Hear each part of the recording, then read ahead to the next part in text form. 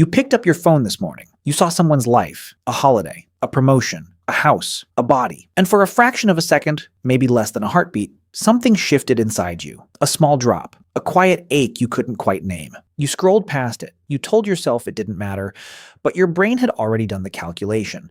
It does it every time, automatically, instantly, without asking your permission. That feeling is not weakness. It is not jealousy. It is not something you can fix by being more grateful. It is one of the oldest programs in the human brain. And in 1954, a man named Leon Festinger became the first person in history to prove it exists.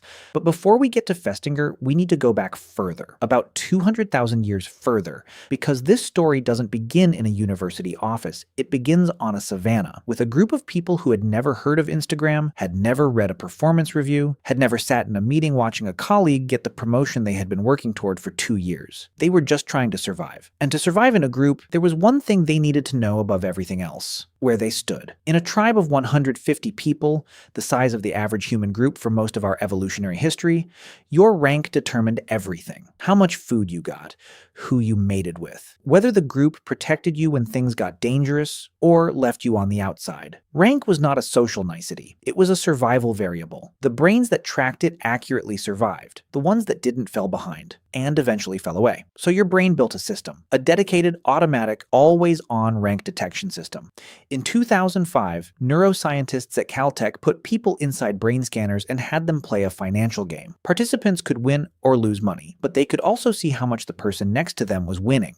And when the researchers looked at the scans, they found something they hadn't planned to find. A specific region, the subgenual anterior cingulate cortex, lit up not when participants won or lost for themselves. It lit up when they compared their result to the person beside them.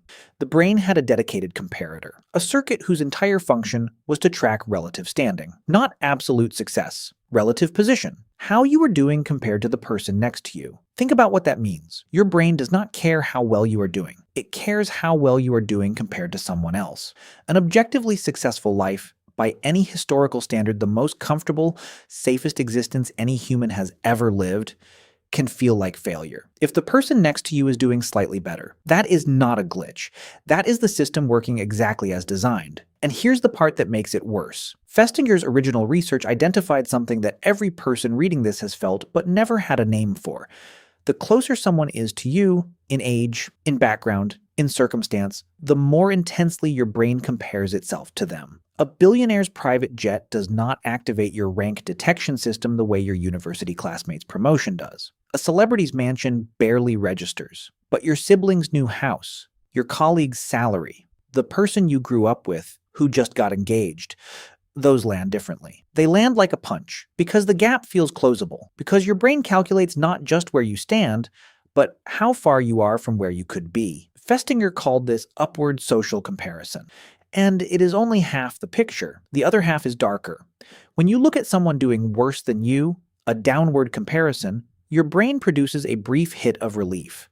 A small chemical reward for being ahead. And that reward is addictive. It is why people slow down to look at accidents. It is why misery loves company. It is why comment sections exist. Your brain is not malfunctioning when it finds comfort in other people's struggles. It is running a very old program that once kept you alive. Seeing someone below you in the hierarchy meant you were safe. For now, both systems, upward and downward, are running simultaneously. All day, every day, with no off switch. And then we built social media. Think about what Instagram actually is. It is a machine that takes the ancient rank detection system your brain developed for a group of 150 people and exposes it to a curated highlight reel of 8 billion lives simultaneously. Your comparator was never designed for this. It cannot distinguish between your real neighbor and a stranger's best moments edited into a 30-second video. It treats both as data points in the same ranking system. It processes both with the same urgency, the same ancient hunger to know where you stand. A 2018 study in the Journal of Social and Clinical Psychology found that limiting social media to 30 minutes per day significantly reduced loneliness and depression within 3 weeks. Not because social media is evil, because it is a rank detection system running at a scale the human brain was never built to handle.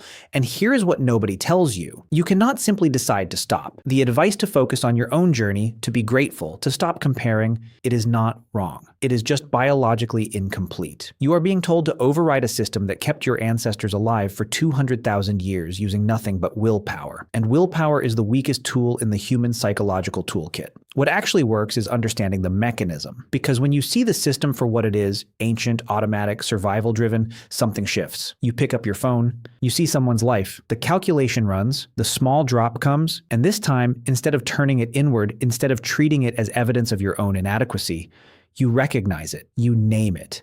That is 200,000 years of evolution running exactly as it was designed to run, in exactly the wrong century. You are not behind, you are not failing, you are not broken, you are just human, running ancient software, in a world that was not built for it. And most people will never know the difference.